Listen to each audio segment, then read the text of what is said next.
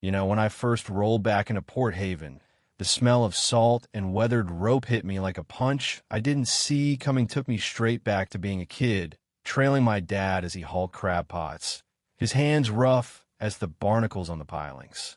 That old dock creaking under my boots was more than just wooden nails. It was where I learned what it meant to work, to belong, to carry a name that meant something. After 20 years in the Coast Guard, dodging storms and smugglers, I came home to restart what my dad left behind, a little crab shack called Mason and Son Seafood, a place where the crabs were so fresh you could taste the ocean's heartbeat. I wasn't looking to stir up trouble, just wanted to sand down the old shack, repaint the sign, set out a chalkboard with prices, and sell crabs like my dad did for 30 years before lung cancer stole him away. The locals remembered him.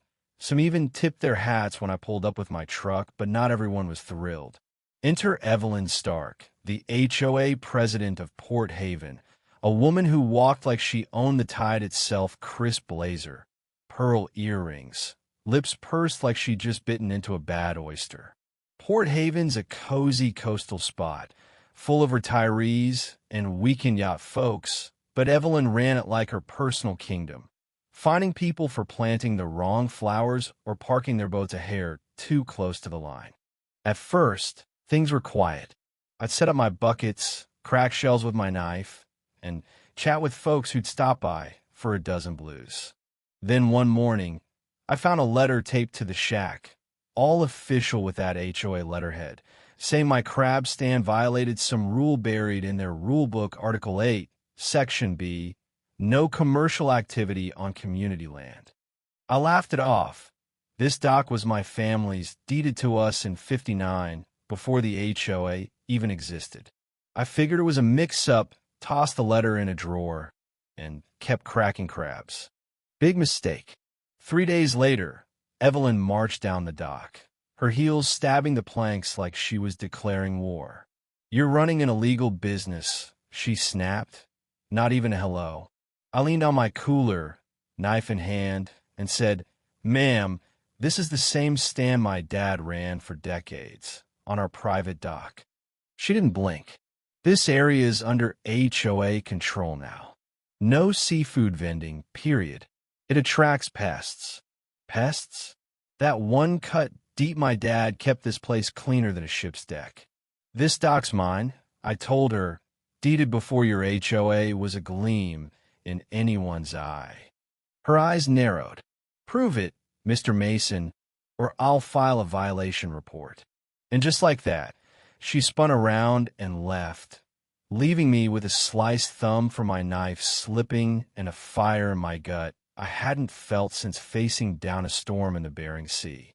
That night, I sat on the dock, the water glinting under the merino lights, and thought about my dad, how he'd hum shanties while sorting crabs, how he'd built this place with his own hands. I wasn't just fighting for a crab stand. I was fighting for his name, carved into every plank. The next morning, I called the county land office, got their voicemail, but I wasn't waiting. I dug through my dad's old storage bin ledgers, faded photos, receipts from the '80s, and there was the deed, stamped July 15th, 1959, clear as day. Parcel 4472, Mason Dock, private property, no HOA jurisdiction. I felt my chest tighten, not with fear, but with something fiercer resolve. Then came the second notice, hand-delivered by Evelyn and her sidekick, Tom Reed, a guy who looked like he'd rather be golfing than playing HOA enforcer. "You're in violation," Tom said, waving a manila folder like it was a court order. $500 daily fines until you shut down." I crossed my arms. "You're standing on my land, Tom. This dock's older than your HOA's rulebook." Evelyn smirked. "Our maps say otherwise. This dock's within our 30-foot waterline easement." I couldn't help it, I laughed. "That's for shoreline weeds, not my family's dock." She slapped the notice on my cooler. "Comply, or we'll escalate." As they walked off, I saw her glance back, smug, like she'd already won. The impact hit fast. Regulars stopped coming. Mrs. Delaney, A sweet old lady who'd bought crabs every week, waved from her porch, but wouldn't meet my eyes. Evelyn said we could get sick, that you're not licensed, she mumbled. Licensed? I've been inspected by the county twice. Evelyn wasn't just coming for me. She was poisoning the trust I'd built. Then the vandalism started, my sign torn down, cooler tipped over, bait locker pried open. I didn't call the cops. I put up a camera, a cheap one, tucked under the shack's eaves, and a new sign. Mason and Son Seafood, private property, smile for the camera. I wasn't backing down. I dug deeper, pulling county records, zoning maps, even old HOA meeting notes from 2008. Buried in one was a line that made my heart skip. Parcel 4472 excluded from HOA governance due to pre-existing deed. Evelyn either didn't know or didn't care, but I had her. The HOA's next move was a certified letter, a cease and desist, accusing me of unsanitary conditions and, get this, unlicensed contact with minors because I let a kid touch a crab claw. They threatened $2,000 in fines and a lien on my dock. That's when I knew this wasn't just about rules, it was personal. Evelyn didn't just want me gone. She wanted me erased. I took my fight to City Hall. The zoning clerk, a no-nonsense woman named Carla, looked at my deed and said, "They've got no claim, Jake. Covenants don't trump property law." I filed a harassment complaint, handed over every letter, every photo, even a flyer Evelyn posted at the clubhouse, calling my crabs unsafe. The municipal lawyer, Greg Voss, took one look and said, "This is defamation territory. Bring it all to the HOA forum next week." So I did, printing everything: the deed, the zoning map, a photo of my dad grinning by the shack in 75. I was ready. The HOA forum was packed, folding chairs crammed with neighbors, the air thick with whispers. Evelyn sat at the front, cool as ever, until she called me out. "Mr. Mason's seafood sales violate our standards," she said, her voice dripping with fake concern. "Sanitation issues, seagulls, liability risks." I stood, slow, steady, and laid out my papers. "This is my deed, 1959.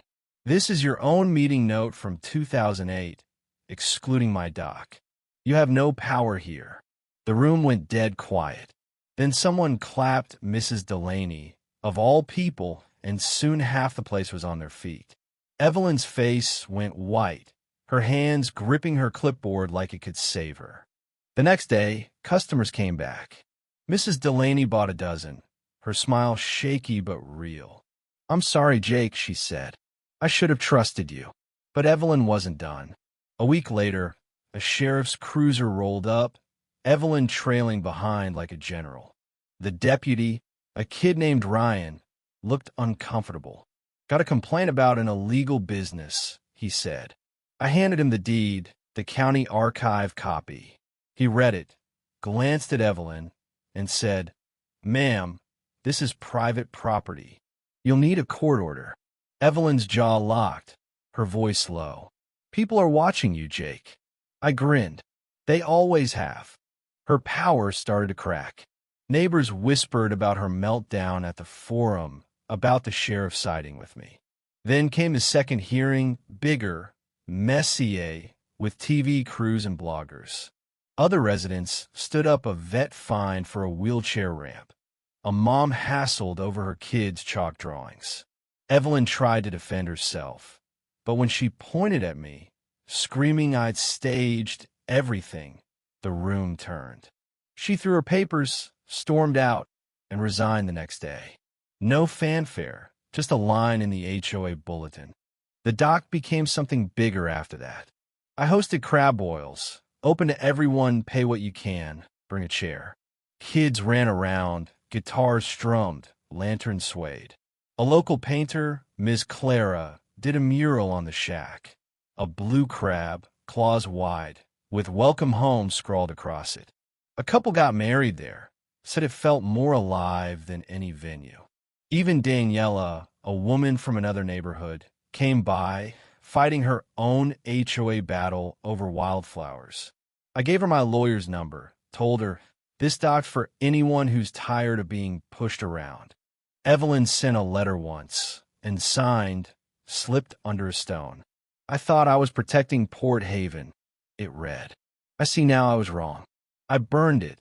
Let the ashes drift into the harbor." Forgiveness isn't always keeping things. Sometimes it's letting them go.